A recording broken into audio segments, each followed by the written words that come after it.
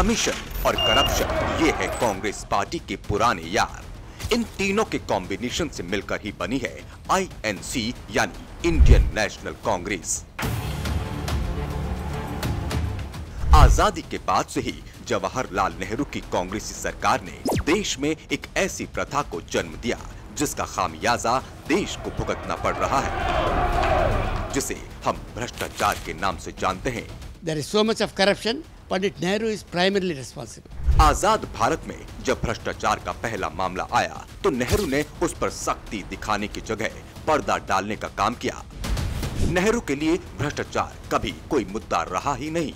महात्मा गांधी के निजी सचिव रहे वी कल्याणम ने नेहरू की पोल खोलते हुए बताया था कि जब 1948 में एक सांसद ने नेहरू के सामने भ्रष्टाचार के मामले को उजागर किया तो नेहरू ने उसे छोटे मोटे भ्रष्टाचार की चिंता न करने को कहा। Nehru replied, "The honorable member should not worry about a little corruption here and there. Don't make a fuss." भ्रष्टाचार की दीमक जिसे समय रहते कुचला जा सकता था, उसे नेहरू ने देश में पनपने दिया। कांग्रेस की नसों में बह रहा घोटाला और दलाली नाम का भ्रष्टाचार नेहरू की ही देन कहा जाए तो कोई अतिशयोक्ति नहीं होगी। नेहरू के करीबी लोगों में 3 लोग ऐसे भी थे जो बेहद ही भ्रष्ट थे और उन्हें नेहरू सरकार में पूरा संरक्षण मिला हुआ था। नेहरू के रक्षा मंत्री VK कृष्णा मेनन, वित्त मंत्री TT कृष्णमाचारी और पंजाब के कांग्रेसी मुख्यमंत्री प्रताप सिंह कैरो। देश को आजाद हुए अभी 1 साल ही हुआ था कि 1948 में जीप घोटाले ने भारत में दस्तक दी। भारतीय सेना के लिए जीपों की जरूरत को देखते हुए 2000 जीप खरीदने के आदेश दिए गए थे, लेकिन 1949 तक महज 155 जीपें ही भारत पहुंच पाई। इनमें भी ज्यादातर जीपें तय मानक पर खरी नहीं उतरी। जांच में नेहरू के करीबी और ब्रिटेन में मौजूद तत्कालीन भारतीय उच्चायुक्त VK कृष्णा मेनन पर आरोप लगे, लेकिन नेहरू के करीबी होने का फायदा मेनन को मिला और 1955 में इस मामले को बंद कर दिया गया। साल 1957 में जीप घोटाले के सूत्रधार रहे VK कृष्णा मेनन को नेहरू ने इनाम में रक्षा मंत्रालय सौंपा।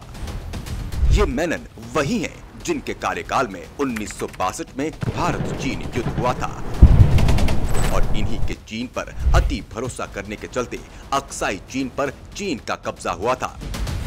नेहरू राज में घोटालों का सिलसिला बदस्तूर जारी रहा। एक के बाद एक घोटाले सामने आते रहे और नेहरू आंख मूंद उन्हें बढ़ावा देते रहे।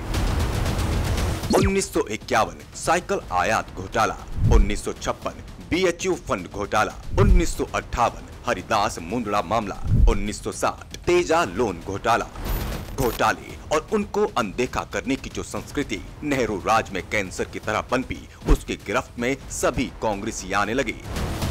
प्रताप सिंह कैरो को देश के पहले ऐसे मुख्यमंत्री बनने का तमगा मिला जिनके खिलाफ घूसखोरी, बेनाम संपत्ति जमा करने और अपने परिवार सगे संबंधियों को लाभ पहुंचाने के आरोप लगे थे, जिसके कारण उन्हें त्याग पत्र तक देना पड़ा था।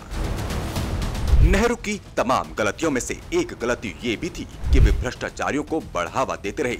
आजाद भारत में कांग्रेस ही भ्रष्टाचार की जननी रही है। अगर नेहरू इन भ्रष्टाचार के मामलों को सख्ती से निपटाते तो शायद आज भ्रष्टाचार में आतंक डूबे हुए ये तमाम राजनीतिक दल घमंडिया गठबंधन में शामिल होकर अपने पापों को छुपाने के लिए एक जगह जमा नहीं होते।